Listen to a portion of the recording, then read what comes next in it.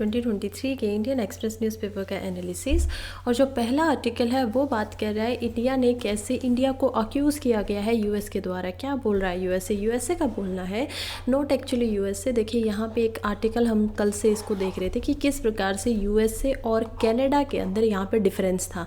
कैसे जो कनाडा है उसने बोला था कि जो वहाँ पे हरदीप सिंह पन्नू की वहाँ पे जो डेथ हुई थी, हरदीप सिंह निज्जर की, वो डेथ करवाई गई थी आपकी इंडिया की गवर्नमेंट के द्वारा। किसने बोला था ये? एग्जैक्टली कनाडा के प्राइम मिनिस्टर पीएम ने बोला था। और इसीलिए इंडिया का यहाँ पे क्वेश्चन मार्क था कि आप ऐसे कैसे बोल सकते हो कि आपके पास कोई एविडेंस है। वो कहते हैं नहीं हमारे पास कोई एविडेंस नहीं है, लेकिन हमारी इंटेलिजेंस ने पता लगाया। तो इंडिया ने इस बात को एक्सेप्ट नहीं किया था।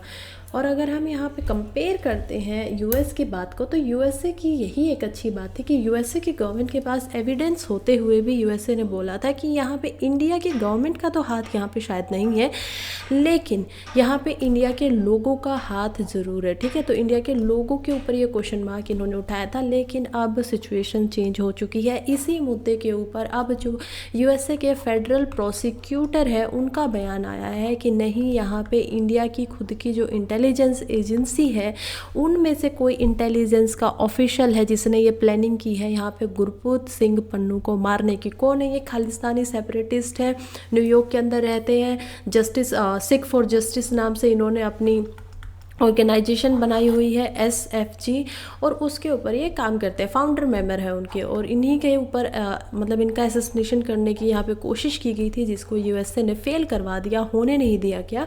और यही बात अब इंडिया के ऊपर इल्ज़ाम लगा है। तो इंडिया का क्या यहाँ पे आप सोचेंगे कि रिस्पॉन्स क्या रहा है कनाडा के केस में? क्योंकि कनाडा ने डायरेक्टली गवर्नमेंट के ऊपर सवाल उठाया था, तो इंडिया का जो रिस्पॉन्स था वो काफ़ी कड़ा था। लेकिन यहाँ पे इंडिया का रिस्पॉन्स इतना कड़ा देखने को नहीं मिला है। रेदर इंडिया बोल रहा है कि ठीक है, हम लोग अपनी खुद की यहाँ पे एजेंसीज़ बनाएंगे, कमिटीज़ बनाएंगे, सीआईए करेंगे, और उसके बाद जो भी हमारे पास इंफॉर्मेशन आती है उसको हम शेयर करेंगे। ठीक है, जो भी इन्फो निकल के आई उसको शेयर किया जाएगा आपके साथ। और ये इंडिया का रिस्पॉन्स है, तो इंडिया यहाँ पे साथ दे रहा है।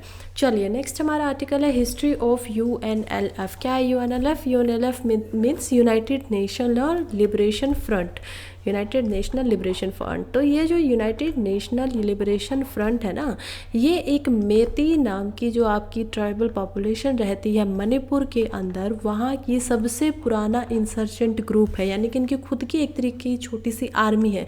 400 से 500 लोग इसके अंदर यहाँ पे अभी भी हैं। और ये जो लोग हैं ये कहते हैं कि हमें मणिपुर के लिए अपनी जो खुद की हमारी वो है उससे कुकी जो बेसिकली आपका अलग ग्रुप है उससे हमें फ्रीडम चाहिए। हम ऐसा इनके साथ बन के नहीं रहना चाहते हैं। मणिपुर पीपल्स आर्मी जो कि 1990 के अंदर बनी थी, तो ये जो इंसर्जेंट्स है ये सबसे ज़्यादा ओल्डेस्ट ग्रुप है मणिपुर के अंदर। हमेशा से ये एरिया कहीं ना कहीं इंटरनल सिक्योरिटी के लिए इम्पोर्टेंट रहता है, क्योंकि अब ऑब्वियसली बात है कि चाइना इस पर कब्ज़ा रखना चाहता है। ऊपर से म्यांमार का जो एरिया है या म्यांमार का या फिर जो चाइना की स्टेट्स हैं, ये सारी जो स्टेट्स हैं ये भी यहाँ पे इनको बैक करती हैं, पैसे देती हैं। हालांकि अब सपोर्ट नहीं दे पा रहे क्योंकि म्यांमार के अंदर खुद ही वहाँ की जो जनता गवर्नमेंट है, जनता से आप यहाँ पे पीपल्स या पॉपुलेशन मत मानिएगा, जनता का यहाँ पे मतलब है कि वहाँ के जो आर्मी है उसको एज ए जनता के नाम से माना जाता है, उसके खिलाफ यहाँ पे काम हो रहा है। तो म्यांमार अब इनका सपोर्ट नहीं दे पा रहा है। और ये जो हमारा ग्रुप है, ये जो यूएनएलएफ है, इसको इंडियन गवर्नमेंट ने यूपा के अंदर अनलॉफुल एक्टिविटीज़ प्रिवेंशन एक्ट के अंदर इनको यहाँ पे एज अ बेसिकली टू वो भी दिया हुआ, बैन भी किया हुआ है इंडिया से। और ये अब ये लोग जहाँ पे भी रहते हैं ये लोग कैंप्स बना के रहते हैं। तो इंडिया में तो बैन है, लेकिन ये जो कैंप्स में जहाँ रहते हैं वो वहाँ पे अलग अलग जगह पे रहते हैं, जैसे रखाइना स्टेट में, चीन स्टेट में, मतलब इंडिया के जो थोड़ा सा मणिपुर का जो हाईली एरिया है और जो इंडिया से थोड़ा सा अलग एरिया है वहाँ पे रहते हैं। और अब यहाँ पे एक बदलाव आया है। इस बदलाव का क्या है कि अभी अभी जस्ट एक ही दिन पहले यहाँ पे हमारे जो होम मिनिस्टर है अमित शाह, उन्होंने इनके साथ पीस अग्रीमेंट कर लिया, यानी कि शांति का एक अग्रीमेंट जो है, समझौता जो है वो यहाँ पे किया गया है इनके साथ। और इसी शांति समझौते के अकॉर्डिंग अब ये लोग किसी भी जो हमारे आर्मी के पर्सनल होते हैं एटलीस्ट उन लोगों को कोई चोट नहीं पहुँचाएंगे। ये यहाँ पे शर्तें रखी गई है। क्यों इन्होंने अग्रीमेंट किया है? अग्रीमेंट करने का कारण ये है कि इंडिया की जो सरकार है वो भी ये चाहती थी कि ठीक है, इनके मुद्दों पे काम होना चाहिए, जो लोग चाहते हैं उनके ऊपर बात की जानी चाहिए, और जो बार बार आर्मी के पर्सोनल है उनके ऊपर अटैक किया जाता है वो नहीं होना चाहिए। बहुत ही गलत बात है ये। इन्होंने बोला है कि अग्रीमेंट के हिसाब से कि अब किसी और जो भी इनके मेंबर है उनमें बढ़ोतरी नहीं करेंगे, लोगों को इसके अंदर नहीं इंक्लूड करेंगे। मेंबर्स इनके मैं ऑलरेडी बता चुकी हूँ, 400 से 500 लोगों का ये आपका ग्रुप है या आर्मी एक तरीके से बोल सकते हैं। और ये तो नहीं बताया जा सकता कि ये सबसे पुरानी है या सबसे पहली बार बनी थी, लेकिन जो पहले भी बनी है जैसे पीपल्स आर्मी वहाँ पे बनी है, इसके अलावा और भी सारी ऐसे ऐसे ग्रुप्स वहाँ पे बने हैं जैसे इथनिक आर्म ऑर्गेनाइजेशन या फिर पीपल्स डिफेंस फोर्सेस पीडीएफ वहाँ पे बने हैं, लेकिन ये सब चल नहीं पाए ड्यू टू सम रीजंस। क्या हुआ, ये सब फेल हो गए और ये सब बंद हो गए। लेकिन जो यूएनएलएफ है, यूनाइटेड नेशनल आपकी जो ये लिबरेशन फ्रंट है यानी कि आज़ादी दिलवाने के लिए, ये अभी भी चल रहा है, इसको अभी भी सपोर्ट मिल रहा है, ये अभी भी बना हुआ है। फिर कहते हैं कि ये बनता कब है, तो ये जब ग्रुप बना था तो ये 1964 के अंदर ही बन गया था। ये जो वैली, मणिपुर की जो वैली है वहाँ का सबसे ओल्डेस्ट है, मतलब जो अभी चल रहा है। ओल्डेस्ट तो हमें नहीं पता, कुछ और भी बने होंगे। और ये जो आपके यहाँ पे बने हुए हैं जनरल सेक्रेटरी हैं, तो यहाँ के जो लीडर थे जिन्होंने सबसे पहले इसको बनाया था, उनका नाम था समरेंद्र सिंह। ठीक है, तो समरेंद्र सिंह जो थे वो यहाँ पे सबसे बड़े लीडर थे इनके। उसके बाद 2 और जनरल यहाँ पे आते हैं जैसे कि कलालुंग कमेल यहाँ पे आएंगे, फिर उसके बाद थंगन पोआ सिंह, वो ये भी यहाँ पे आते हैं। इनके नामों की प्रोनाउंसिएशन हो सकता है कि मैं थोड़ा गलत बोल रही हूँ क्योंकि ऑफ कोर्स उस एरिया से मुझे नहीं आता है, तो लेकिन यहाँ पे ये स्पेलिंग आप देख सकते हैं। ठीक है, थंगा पाओ सिंगट, तो ये सब मेंबर्स यहाँ पे रह चुके हैं। इसके अलावा बात की जाए कि ये पीस अग्रीमेंट है क्या, जो पीस अग्रीमेंट है वो दोनों सरकार भी वहाँ पे करेगी कि हम भी आपके आदमियों को या पर्सनल्स को नहीं मारेंगे, उसी के बदले में आप लोग भी हमारे जो आर्मी के मेंबर आते हैं, कोई और हमारे जो पर्सनल हैं जैसे फॉरेस्ट के जो बेसिकली ऑफिशियल्स हैं, उनको कोई भी यहाँ पे नहीं मारेगा। तो ये एक पीस का अग्रीमेंट है जो किया गया है। ओके, तो ये किसने किया है? होम मिनिस्ट्री के अंदर हुआ है ये, और यहाँ पे इनके अंदर हुआ। जो भी ट्राइबल्स एरिया होते हैं ना बेसिकली, वो ज़्यादातर होम मिनिस्ट्री के अंदर ही आते हैं। जैसे यूटीज़ के ऊपर पूरा का पूरा काम किसका होगा? होम मिनिस्ट्री का होगा। तो ये सारे काम होम मिनिस्ट्री संभालती है, प्रीलिम्स के लिए इंपॉर्टेंट था। चलिए नेक्स्ट हमारा आर्टिकल है, वो बात कर रहा है हिस्टोरिक से Shah on peace pact with insurgent outfit. ये वही है, देखिए मैंने इन दोनों को इसीलिए एक साथ रखा, वो एक्सप्लेन से था, यहाँ पे ये फर्स्ट पेज से था कि ताकि हम पूरे मुद्दे को एक ही बार में समझ सके। तो ये क्या बोल रहा है? कह रहे हैं कि मणिपुर की जो यूएनएलएफ है उसने फेयरवेल छोड़ दिया। उन्होंने कह दिया है कि नहीं, हम जो आर्म्स वगैरह हैं उनको तो ऐसा नहीं रखेंगे कि उनको बिल्कुल ख़त्म करेंगे, लेकिन ठीक है शांति जरूर करेंगे। हम ऐसा नहीं है कि लड़ाइयाँ करेंगे, लेकिन अपने पास से जो उनके पास हथियार है उनको देंगे भी नहीं सरकार को, ऐसा भी उन्होंने कहा है। खैर, उन्होंने गवर्नमेंट ऑफ इंडिया के साथ जो पीस है, जो शांति समझौता है, उसको यहाँ पे साइन कर दिया है। ठीक है, और ये पहला ऐसा इंस्टेंट है जो ऐसा हो रहा है वैली वेस्ट इंसिडेंट ग्रुप के साथ, जहाँ पे पीस या कोई पैक्ट बनाया गया है सेंटर के द्वारा, और ये आप यहाँ पे देख ही पा रहे हैं, तो अनाउंस कर दिया गया। नेक्स्ट जो आर्टिकल है वो है एडिटोरियल पेज से, और ये आर्टिकल खुद लिखा गया है हमारे खुद के प्राइम मिनिस्टर द्वारा। और आप लोग देखिए कि कैसे जो नरेंद्र मोदी जी हैं, इंडिया के प्राइम मिनिस्टर हैं, वो बात कर रहे हैं यहाँ पे G20 की लीडरशिप के बारे में। उन्होंने आर्टिकल लिखा और वो बता दें कि कैसे G20 जो था उसका एक उद्देश्य था। क्या उद्देश्य था वो? 1 अर्थ 1 फैमिली एंड 1 फ्यूचर, ये वहाँ का लोगो है। Okay, this is the logo of हमारा जो G20 था उसका। ये हमारी बोलना था 1 फैमिली एंड 1 फ्यूचर, कि हम एक ही अर्थ है, एक ही हमारा जो वो है, हम एक ही परिवार है। हम क्यों इतना कट छट के रहते हैं? ये कहाँ से आया है इंडिया के अंदर? ये इंडिया के अंदर आपका आता है जब हम बात करते हैं कहाँ की कुटुंबक वासुदेव कुटुंबकम के बारे में। ये संस्कृत का श्लोक है जो बताता है पूरा जो भी अर्थ है वो सभी का तो है, एक ही परिवार तो है ये। तो उसी में से निकलते हुए नरेंद्र मोदी जी भी अपनी इस आर्टिकल को यहाँ पे शुरुआत करते हैं और बताते हैं कि जो हमने G20 से निकाला है, 2-3 चीज़ों की यहाँ पे बात की है। जैसे पहले वो बात करते हैं इंक्लूसिविलिटी की। ठीक है, इंक्लूसिविलिटी क्या होता है? इंक्लूसिव होना होता है, यानी कि लोगों को जोड़ना। नरेंद्र मोदी जी बताते हैं कि कैसे पहले G20 में जस्ट 20 लोगों का यहाँ पे ग्रुप होता था, लेकिन अब हम लोगों ने जब से अफ्रीकन को यहाँ पे जोड़ा है, अफ्रीकन यूनियन को यहाँ पे जोड़ा है। तो अफ्रीकन यूनियन में ऑलमोस्ट 57 कंट्रीज़ हैं। तो पहली बार ऐसा हुआ है कि इतने डेवलप्ड नेशंस के अंदर अफ्रीकन यूनियन की 57 कंट्रीज़ यहाँ पे जुड़ गई हैं। उसके बाद अगर हम बात करें तो EU की पहले से 27 कंट्रीज़ यहाँ पे थी।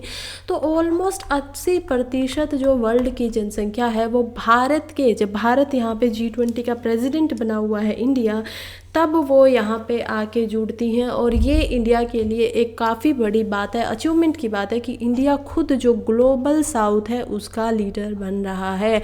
जो डेवलपिंग कंट्रीज़ हैं उनके बिहाफ पे इंडिया बोल रहा है। और यही इंडिया की जो हम बता सकते हैं कि एक तरीके से प्रेरणा रही है, वो बार बार बोलता है इस बारे में कि हमें सब लोगों को मिलजुल कर काम करना चाहिए, उस चीज़ को यहाँ पे दिखाता है। चलिए फिर अगर हम बात करते हैं इंक्लूसिविटी के बाद में और क्या क्या यहाँ पे मोदी जी बताते हैं, तो मोदी जी यहाँ पे और भी बता दें। दूसरी चीज़ें वो बताते हैं कि हमने इंक्लूसिव किया। तीसरा वो कहते हैं डिजिटली कुछ काम करने का। कहते हैं कि इंडिया का डिजिटल इंफ्रास्ट्रक्चर इतना अच्छे तरीके से बढ़ रहा है, इतनी अच्छी हम लोग AI के अंदर यहाँ पे अपना विकास कर रहे हैं। ये सब चीज़ें करना बहुत अच्छा है। GDP जो है सेंट्रिक, वो भी इंडिया की तरफ से बहुत अच्छा जा रहा है। और इंडिया के बाद पहले इंडिया के पास ये G20 थी, आज पूरे 365 दिन हो चुके हैं। आज आखिरी दिन था कि इंडिया के पास ये हमारे G20 की जो हमारे पास प्रेसिडेंसी आई थी वो ख़त्म हो जाएगी। और अब इंडिया इसको दे रहा है ब्राज़ील को। ठीक है, तो कहाँ है ब्राज़ील? ब्राज़ील है आपका साउथ अमेरिका के अंदर, और वहाँ पे इंडिया इसको दे रहा है। ये नेक्स्ट यहाँ पे पार्ट आ जाता है। फिर ये कहते हैं कि पहला कुछ इंडिया एक ऐसी कंट्री जिसने अपने तरीके का ऐसा किया है, जो कि उसने एक टाइप बनाया था voice of the global south summit के नाम से, कि जो ग्लोबल साउथ है उसके ऊपर हम लोग बोलेंगे और मैं ही उसका लीडर रहूँगा। और मेरी क्योंकि यहाँ पे प्रेसिडेंसी आई है तो हम लोग उसके ऊपर बात जरूर करेंगे। तो ये इंडिया की तरफ से इस बार G20 की प्रेसिडेंसी के अंदर बिल्कुल देखा जा चुका है, इसे कोई नकार नहीं सकता।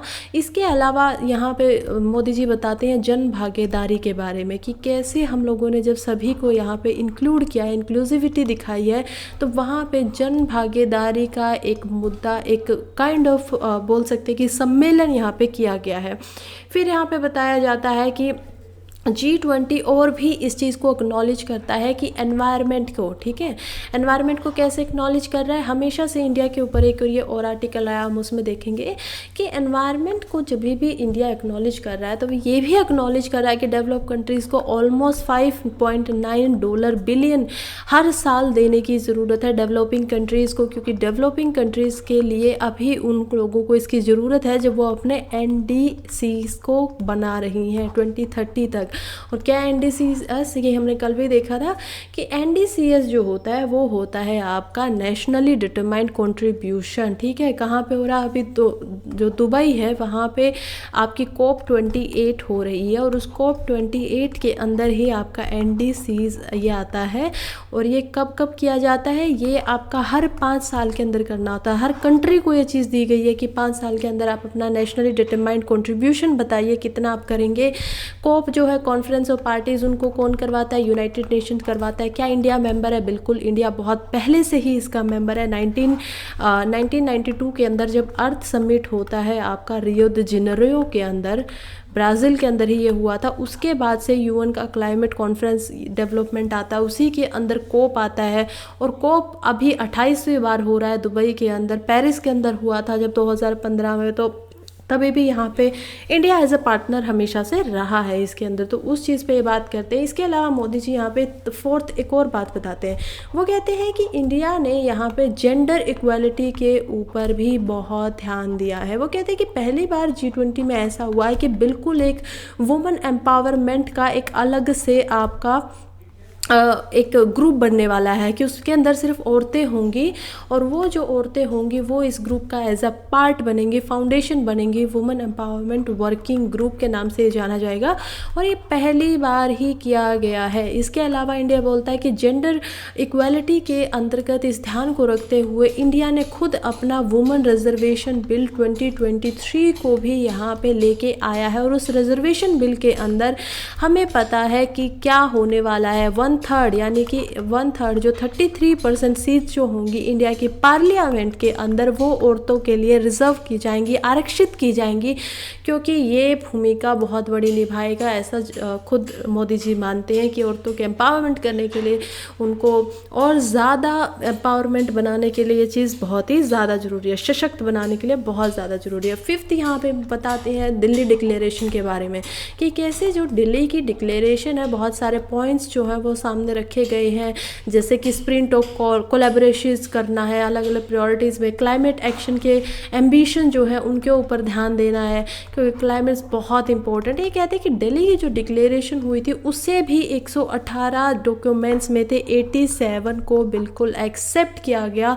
G20 के उन्होंने आउटकम्स जो है वो निकाले गए, उनको जो जो माना गया था, और इंडिया के लिए बहुत ही अच्छी बात है। फिर कहते हैं कि अब हम जो G20 है वो ब्राज़ील को देंगे और उसके बाद चाहेंगे कि फिर से काम करें मिलजुल कर लोगों के लिए, इस पूरे के पूरे प्लेनेट के लिए, शांति के लिए और प्रॉस्पेरिटी के लिए। आने वाला जो समय है वो अच्छा है। तो ऐसा मोदी जी का बोलना था। चलिए नेक्स्ट हमारा जो आर्टिकल है वो है India at the climate summit. तो इंडिया क्लाइमेट समिट में क्या करने वाले हैं, COP28 की अगेन फिर से यहाँ पे बात हो रही है। आर्टिकल लिखा है अमिताभ सिन्हा जी के द्वारा, और ये बात कर रहे हैं कि इंडिया जो खुद में सबसे बड़ा, यानी कि इंडिया जो है वो 3rd लार्जेस्ट एक ऐसी कंट्री है जो कार्बन का एमिशन करता है, ठीक है, कार्बन को निकालता है। तो इंडिया के लिए तो ये और भी ज़्यादा ज़रूरी हो जाता है कि वो इस चीज़ पे ध्यान दे। क्या इंडिया यहाँ पे भाग ले रहा है दुबई में? मैं पहले ही बता चुकी हूँ, 1992 में जो अर्थ समिट हुआ था उसके बाद से इंडिया बिल्कुल यहाँ पे एज अ पार्टनर काम कर रहा है, ठीक है। उसके जब से बना है, फाउंडिंग मेंबर्स में से ऐसा तो नहीं कह सकते कि इंडिया ने उसको बनाया है, लेकिन तब से वो जुड़ा हुआ है। 190 से ज़्यादा यहाँ पे कंट्रीज़ है, बल्कि 197 कंट्रीज़ हमें पता है यूएन की मेंबर है, और यूनाइटेड नेशंस की 197 में से मोर देन 190 कंट्रीज़ ऐसी हैं जो यहाँ पे COP में पार्टिसिपेट करती हैं, उसका भाग बनी हुई है। तो यहाँ पे अमिताभ सिन्हा जी बोलते हैं कि इंडिया बहुत ज़्यादा यहाँ पे एमिशन जो है उसको प्रोड्यूस करता है। जैसे कि अगर बात की जाए तो इंडिया की तरफ से एमिशन बहुत ज़्यादा, इसी वजह से इंडिया की जो पोजीशन है वो 3rd पोजीशन आती है। 1/3 मैंने यहाँ गलती से लिख दिया, रेदर क्या है, 3rd पोजीशन है, 3rd सबसे बड़ा इंडिया जो है वो निकालता है। अब हम कुछ और बात करते हैं, हम बात करते हैं कि ठीक है 3rd तो है, लेकिन इंडिया की एवरेज क्या है। अगर हम पर कैपिटा के हिसाब से देखें कि हर इंसान जितनी निकालता है, क्या उसमें भी इंडिया टॉप कर रहा है? तो नहीं। इंडिया अगर हर हेड के हिसाब से, आप एक इंसान के हर हेड से गिनेंगे तो आप पाएंगे कि जितना इंटरनेशनल लेवल पे एवरेज है, ठीक है, उससे भी इंडिया बहुत ही कम, उससे भी आधा निकाल पाता है, हाफ निकालता है। तो इस वजह से इसके कारण है कि इंडिया की जो एक तरीके से हम लोग बात करें यहाँ पे कि जो आपका लिविंग है, स्टैंडर्ड ऑफ लिविंग है, वो इस तरीके से डाउन है। इंडिया की अगर आप बात करेंगे कि अच्छा ठीक है, इतना ज़्यादा जो एमिशन होता है वो किन किन सेक्टर से होता है, तो प्राइमरली यहाँ पे 3 सेक्टर्स का नाम लिया गया है। यहाँ पे एक रिपोर्ट छापी गई थी, और वो एक इंडिपेंडेंट बॉडी है जो इस रिपोर्ट को छाप रही है, जिसका नाम है emission database for global atmospheric research, US based है। और वो बताते हैं कि इंडिया जो है यहाँ पे 4 तरीके से सबसे ज़्यादा यहाँ पे इमिशन निकाल रहा है। पहला जो यहाँ पे वे है वो है आपका एग्रीकल्चर, ठीक है। इंडिया एग्रीकल्चर से बहुत ज़्यादा, और सबसे ज़्यादा इसमें मिथेन निकलती है, तो एग्रीकल्चर से यहाँ पे इंडिया का निकलता है। सेकंड यहाँ पे निकलता है ऑलमोस्ट 30%, जो एक ही चीज़ है जो इसको निकाल पा रही है वो है यहाँ पे इलेक्ट्रिसिटी, ठीक है। 30%, मोर देन 30% यहाँ पे जो हम इलेक्ट्रिसिटी को प्रोड्यूस करने के लिए इस्तेमाल करते हैं वो यहाँ पे कार्बन का इमिशन हो जाता है। 3rd अगर हम बात करें तो 3rd यहाँ पे आपका होगा ट्रांसपोर्ट, जो व्हीकल्स वगैरह चलते हैं वहाँ से इंडिया का बहुत ज़्यादा इमिशन होता है। और 4th यहाँ पे जो कि काफ़ी कम है, ऑलमोस्ट 10% ही है, वो है आपकी इंडस्ट्री सेक्टर। तो ये 4 ऐसे सेक्टर है जहाँ से इंडिया का जो कार्बन है वो काफ़ी ज़्यादा मात्रा में निकलता है। फिर इंडिया कहता है कि कुछ ऐसे ग्रे एरिया होते हैं, अमिताभ सिन्हा जी बताते हैं कि हर कंट्री के लिए कुछ ग्रे एरिया है जिनको बिल्कुल भी नेगोशिएबल नहीं किया जा सकता, और इंडिया के लिए वो ग्रे एरिया है एग्रीकल्चर की। अगर एग्रीकल्चर में आपने इसको माइनस करने की बात की कार्बन को, तो उस समय पे सीधी सी बात है जो आपकी फूड सिक्योरिटी है, जो इंडिया इतनी मुश्किल से आप फूड सिक्योर एक कंट्री बनी है, सभी को वो अच्छे से खाना दिलवा पा रही है, उस पर क्वेश्चन मार्क हो जाएगा। इस वजह से इंडिया इस चीज़ पे तो यहाँ पे बिल्कुल भी कोई भी स्टेप लेने वाला है नहीं। इसके अलावा भी जब हम कॉप की बात करते हैं तो स्टार्टिंग में जो कॉप होता था, जैसे कॉप 8 जो हुआ था 2008 के अंदर ये हुआ था, तो ये जब आपका हुआ था तो यहाँ पे बातें थी कि नहीं, आप सभी को कुछ रिकमेंडेशन मैंडेटरी कर दी गई थी कि नहीं, आपको कम करना ही पड़ेगा। लेकिन जब climate conference of this parties होता है पेरिस के अंदर में 2015-16 के अंदर में जब ये हुआ था, तब यहाँ पे यूएन ने बोला कि कुछ चीज़ों को मैंडेटरी नहीं करते हैं, लेटरिज्म। यहाँ पे 3 फॉर्मूले दिए गए थे, ठीक है। पहला क्या था कि कॉमन आप लोगों की रिस्पॉन्सिबिलिटी होगी, कि रिस्पॉन्सिबिलिटी जो है ना, उत्तरदायित्व है, वो कॉमन है, सभी के ऊपर है, लेकिन वो कैसा होगा, अपनी अपनी निर्भरता पर डिपेंड होगा, अपने अपने सक्षम पर डिपेंड होगा, कौन कितना काम कर सकता है वो उसी तरीके से उस काम को करे। तो ये उसके ऊपर दिया गया, और उसी के बाद से फॉर्मूला आता है नेशनली डिटरमाइंड कॉन्ट्रीब्यूशंस का, कि कौन सी कंट्री कितना कर पा रही है, उसी में इंडिया भाग लेता है और कहता है हम 2030 तक जितना भी हमारा एमिशन होता है उससे 1/3 को हम लोग कम करेंगे। और वो इंडिया ने 8 साल पहले ही, अभी 2023 में ही उस चीज़ को अचीव भी कर लिया, क्योंकि इंडिया ने जो 2-3 पॉइंट वहाँ पे रखे थे उन 2-3 पॉइंट्स को अचीव कर लिया। जैसे पहला पॉइंट वहाँ पे रखा गया था कि इंडिया अपना जो मार्केट है उसमें बहुत ज़्यादा इलेक्ट्रिक व्हीकल्स को लेके आएगा, और 50% से ज़्यादा ये कर चुके हैं, जो कि चाहते थे। कितना ज़्यादा था इंडिया ने जो टारगेट लिया था वो स्टार्टिंग में लिया था ऑलमोस्ट 30% का, लेकिन 40 से 50% की रेंज में अभी इंडिया ऑलरेडी आ चुका है 8 साल पहले ही। तो ये एक इंडिया के लिए काफ़ी बड़ी अचीवमेंट है कि जो जो उसने गोल लिए थे, जो जो उसने एम बनाए थे, उन एम्स को वो समय से पहले ही पूरा कर रहा। और इससे ऑफकोर्स इंटरनेशनली आपकी जो इज़्ज़त है वो काफ़ी अच्छी बढ़ती है। इन सारी चीज़ों से वो होता है कि ठीक है, आप जो बोल रहे हो उस पर काम कर रहे हैं। फिर इंडिया के और भी ऐसे कुछ ग्रुप्स हैं, जैसे बेसिक अभी अभी इंडिया ने एक ग्रुप बनाया है। किस किस के साथ ये ग्रुप बनाया है? ये बनाया है आपका ब्राज़ील के साथ, या फिर जो और साउथ अफ्रीका है, ए से यहाँ पे आप देखेंगे ऑस्ट्रेलिया, एस से देखेंगे साउथ अफ्रीका, आई से इंडिया होगा, बी से ब्राज़ील होगा, और सी से यहाँ पे चाइना होगा। तो ये 5 कंट्रियाँ मिलके जो लाइक माइंडेड नेशन है, यहाँ पे क्लाइमेट के ऊपर काम करना चाहते हैं, उन सभी ने यहाँ पे मिलके ग्रुप बनाए हैं। इसके अलावा और भी ग्रुप है, जैसे like minded developing countries, LMDC यहाँ पे होंगी कंट्रीज़, सी और लगाएंगे। फिर ब्लॉक बना है, फिर 20 बड़ी बड़ी जो डेवलप कंट्रीज़ है वो भी G20 में यहाँ पे इंडिया ऑलरेडी पार्टिसिपेट कर ही रहा है, बल्कि हेड ही था इस साल। और ये सब यहाँ पे बताया गया है। चलिए अब नेक्स्ट हम चलते हैं, ऑब्वियसली ये वही है। नेक्स्ट हम चलते हैं global marine life on move. ये फिर से एक्सप्लेन पेज से आता है। कह रहे हैं कि जो ग्लोबल मैराइन लाइफ है ना, उसकी वजह से ओशंस के अंदर वार्मिंग बढ़ रही है, मतलब कि गर्मी हो रही है। जो ओशन का पानी है वो गर्म होए जा रहा है। देखिए, पहले मुझे कुछ और समझाना पड़ेगा। ये हम समझते हैं कि ये हमारी अर्थ है, जैसे भी बनी है, मान लीजिए कि ये अर्थ है, और इसी के अंदर अब ये अर्थ जो है वो 3-4 भागों में बटी हुई है। ये हमारा जो 0 डिग्री पे होता है वो होता है इक्वेटर। 0 डिग्री पे होगा, यहाँ पे 23 डिग्री के ऊपर ऑलमोस्ट होके आ जाएगा आपका कैंसर, ट्रॉपिक ऑफ कैंसर, और यहाँ पे आएगी आपकी ट्रॉपिक ऑफ कैप्रिकॉर्न। ठीक है, 23 डिग्री इधर, 23 डिग्री इधर। और यहाँ पे जब आप ऊपर जाएंगे तो यहाँ पे ऑलमोस्ट इधर 66 से ऊपर 90 तक जाने तक यहाँ पे फ्रिज जोन आता है, क्योंकि यहाँ पे आपका नॉर्थ पोल होगा, इधर आपका साउथ पोल होगा। और ये जो आपका सन होता है, जब हम बात करते हैं सन की, तो वो सबसे ज़्यादा गर्मी जो होती है, उसकी रेस जो होती है वो किधर आती है? ये आपका सन है, ठीक है, सन। इधर जब हम सन की रेस को देखेंगे तो हम देख पाएंगे कि आपका जो इक्वेटर है ना, और इक्वेटर से नीचे जो ये जोन है 23 डिग्री टेम्परेट तक, वहाँ तक आपकी रेस काफ़ी सीधी पड़ रही है। उसके बाद रेस थोड़ी सी बेंड हो जा रही हैं, और उनकी डायरेक्शन और कम ऐसे होती जा रही है। राइट, देख पा रहे हैं आप इसको, किस तरीके से रेस जो मुड़ पा रही है। अब जो चीज़ ऐसे इंक्लाइन ना होकर डायरेक्ट आएगी, तो नॉर्मल सी बात है कि यहाँ पे इतने एरिया के अंदर गर्मी थोड़ी ज़्यादा रहेगी। और इसी वजह से ये जो ट्रॉपिक ऑफ कैंसर से लेके ट्रॉपिक ऑफ कैप्रिकॉर्न तक का पूरा भाग है ना, इस पूरे पार्ट को बोला जाता है ट्रॉपिकल। ठीक है, तो ये क्या होता है? ट्रॉपिकल आपका एरिया होता है। इससे ऊपर का जो भाग है, ये जो आप इधर से लेके इधर तक का फ्रिज जोन तक का भाग देख पा रहे हैं, पोल से पहले तक का जो पार्ट है, ये होता है आपका टेम्परेट जोन। कि यहाँ पे जो आपका टेम्परेचर है वो इतना ज़्यादा नहीं होता है। ट्रॉपिकल में टेम्परेचर थोड़ा ज़्यादा रहेगा, और ऊपर तो फिर आपका फिर बिल्कुल ही फ्रिज जोन आ जाता है, जिसके अंदर बर्फ़ होती है। राइट, तो ये पूरा एरिया है। अब मुद्दा क्या है, मुद्दा यहाँ पे दिखाई दे रहा है कि जो ये आपका ट्रॉपिकल है ना, यहाँ पे ओशन जो थे आपके, वो ओशन ज़्यादा गर्म हो रहे हैं, और ये गर्म हो रहे हैं तो मेराइन जैसे फिशेज़ है या कुछ और जो ऐसा जीवन पनपता है, टर्टल्स अलग अलग, वो इसको सहन नहीं कर पा रहे हैं, सहन नहीं कर पा रहे हैं, तो वो लोग जा रहे हैं अब टेम्परेट जोन की तरफ, वो माइग्रेट कर रहे हैं, या तो ऊपर की तरफ जा रहे हैं, इधर से साउथ की तरफ जा रहे हैं। और इसी वजह से जो यहाँ पे एनिमल्स रहते थे मेराइन के, जो यहाँ पे एनिमल्स थे, उनके लिए यहाँ पे क्या हो रहा है, उनके लिए यहाँ पे कंपटीशन बढ़ रहा है, राइट, कि अब उनका रिसोर्सेज के लिए कंपटीशन वो बढ़ रहा है, हर जगह के लिए यहाँ पे कंपटीशन उनका बार बार बढ़ रहा है। तो ये एक प्रॉब्लम की बात यहाँ पे दिखाई दे रही है।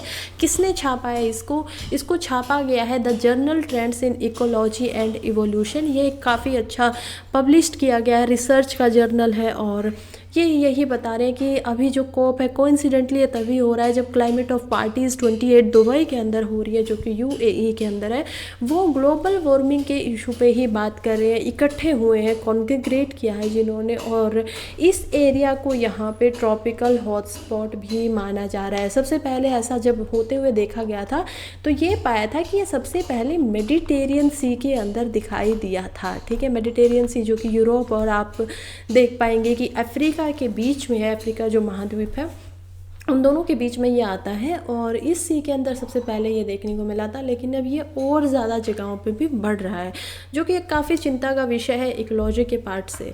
चलिए नेक्स्ट हम चलते हैं इकोनॉमी पेज पे, और यहाँ पे बात हो रही है India to develop sovereigns AI infrastructure. IT minister of state Rajeev Chandrasekhar, मैं पहले ही बता चुकी हूँ कि मिनिस्टर ऑफ स्टेट में और एक नॉर्मल मिनिस्टर में क्या फ़र्क होता है। मिनिस्टर जो होता है वो आपका होता है कैबिनेट का भाग, ठीक है, काउंसिल ऑफ मिनिस्टर्स होती है, उसी के अंदर एक छोटा भाग होता है कैबिनेट, और ये मिनिस्टर होता है उसका भाग, और इसके अंडर कोई मिनिस्ट्री होती है, राइट, जैसे कि ministry of IT information and technology, ये किसके नीचे है, ये आपकी होगी यहाँ पे अश्वनी के नीचे।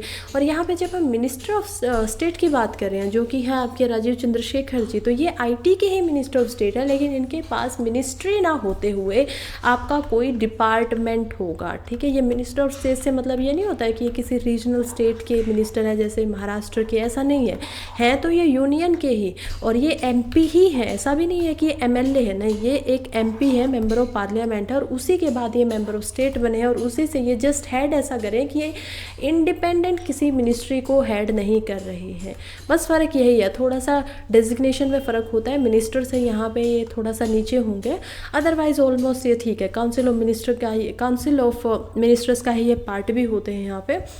चलिए अब बात करते हैं कि कह क्या रहे हैं। ये कह रहे हैं कि इंडिया के पास खुद का अपना एक एआई का इंफ्रास्ट्रक्चर होना चाहिए। कहते हैं कि इंडिया के पास 2-3 ऑप्शन है यहाँ पे। पहला ऑप्शन है कि जो चल रहा है फ़िलहाल, मेटा, गूगल जैसी, फेसबुक जैसी बड़ी बड़ी कंपनीज आए और हम इनके साथ ही काम करते रहें, ये भी कोई बुरा ऑप्शन नहीं है, ठीक है, ये ऑप्शन चल रहा है, that's fine, it's good. But India के पास दूसरा ऑप्शन ये भी है कि इंडिया अपना खुद का एक एआई का इंफ्रास्ट्रक्चर बना ले, वो ज़्यादा महफूज होगा, ज़्यादा जितनी प्रॉब्लम्स हमें दिखाई देती हैं उसकी ज़रूरत भी है इंडिया को।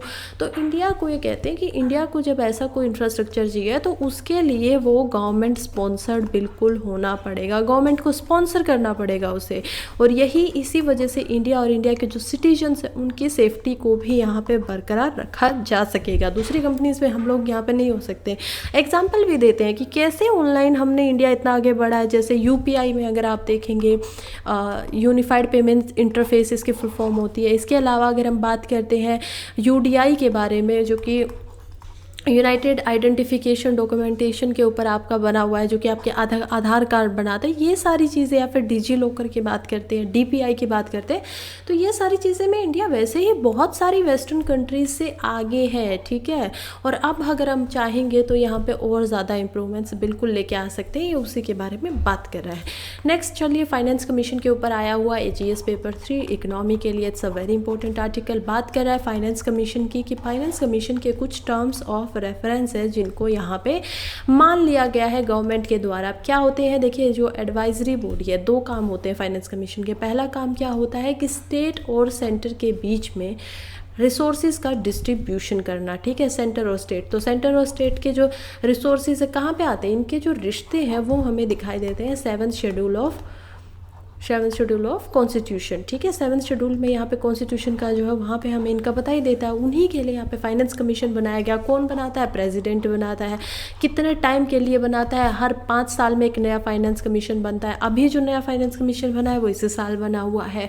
इनके अलग अलग है। 16th फाइनेंस कमीशन बना हुआ है। इससे पहले कौन सा बना हुआ था? इससे पहले था 15th, ठीक है, वो भी 5 साल के लिए यहाँ पे रहता है। जीएसटी को भी ये बताते हैं कि जितना भी पहले टैक्स वगैरह सेंटर के पास जाएगा, उसके बाद फाइनेंस कमीशन बताएगा कि कितना उनको स्टेट को देना है, सेंटर को, किस स्टेट को कितना पैसा देना है। ये फाइनेंस कमीशन का यहाँ पे काम होता है प्रेसिडेंट द्वारा नियुक्त करने के बाद से। इसके अलावा जब प्रेसिडेंट आपके किसी भी पार्लियामेंट के सेशन को होल्ड करते हैं तो फाइनेंस कमीशन की जो रिपोर्ट होती है वो भी डायरेक्ट प्रेसिडेंट को दी जाती है और प्रेसिडेंट ही पार्लियामेंट में आपकी रिपोर्ट को ले करते हैं, ठीक है। ये कौन करता है? प्रेसिडेंट करते हैं, प्रेसिडेंट ऑफ इंडिया। सो ये यहाँ पे एक और बात थी इसके बारे में जानने के लिए। अब चलिए मुद्दे पे आते हैं कि अब यहाँ पे आर्टिकल क्या बता रहा है। आर्टिकल हमें बता रहा है कि जो broadcast information and broadcast minister है अनुराग ठाकुर, जो कि पहले हमारे स्पोर्ट्स मिनिस्टर भी रह चुके हैं इससे पहले, उन्होंने 16वीं जो आपकी फाइनेंस कमीशनर है उनके जो कुछ टर्म्स थे, टर्म्स ऑफ रेफरेंस टोर यहाँ पे बोल रही हूँ मैं फिर आगे से उसको एक्सेप्ट करने की बात कही है। जैसे पहला यहाँ पे क्या था? पहला यहाँ पे टर्म्स इनमें से था कि जो स्टेट ज़्यादा थोड़ा सा कम कमा पा रही है और उनको ज़रूरत ज़्यादा है, उनको स्टेट को ज़्यादा पैसा या ज़्यादा रिसोर्सेज दिए जाने चाहिए। दूसरा यहाँ था कि ऐसी ही स्टेट को जो ये सब नहीं कमा पा रहे उनसे जो टैक्स लिया जा रहा है उससे थोड़ा कम ले लीजिए आप लोग, सो दैट वो अपने आप को यहाँ पे संभाल सके। जीएसटी का काम यही तो था ना कि उनको स्टेट में नहीं तो स्टेट अपना अलग से टैक्स लगाती थी, ये लोग अपना अलग से टैक्स लगाते थे। ये सारी बातें थी। इसके अलावा यहाँ पे और टर्म्स क्या थे? यहाँ पे ये भी बताया गया था कि जो रेवेन्यू डेफिशिएंट ग्रांट्स हैं जो कि सडन विड्रॉल के लिए पैसा मांग लेते हैं, उनको सडन विड्रॉल करने की बजाय कुछ टाइम दिया जाना चाहिए, एक एक्ट लेके आना चाहिए जिससे उसको बैलेंस किया जा सके। 15th फाइनेंस कमीशन था, उन्होंने भी यहाँ पे कुछ टर्म्स दिए थे। जैसे कि उन्होंने बोला था कि क्वालिटी ह्यूमन रिसोर्सेज की थोड़ी बढ़ानी होगी। प्रोविजंस ग्रांट्स में क्या क्या किए जा सकते हैं, जहाँ पे लोकल बॉडीज़ को कितना पैसा मिलेगा। आपके लोकल बॉडीज़ में क्या क्या आता है? पंचायत आती हैं जो कि इंडिया का एक इन्वेंशन है। अभी तक वर्ल्ड में ऐसा कोई खास किसी भी और डेमोक्रेटिक कंट्री के ऊपर ये नहीं देखा जाता है। म्यूनसिपैलिटीज़ यहाँ पे आती थी, ये होती हैं आपकी लोकल अर्बन बॉडीज़ जो भी आपकी आती हैं, ठीक है। या फिर इसको प्री भी बोला जा सकता है, पंचायती राज इंस्टीट्यूशन। तो ये सब के बारे में यहाँ पे बात हुई थी। चलिए, और यहीं पे जो आज का हमारा वीडियो है वो ख़त्म हो रही है। So thank you so much for being here. अभी तक जो भी यहाँ पे उन सभी का बहुत बहुत धन्यवाद and thank you for being here.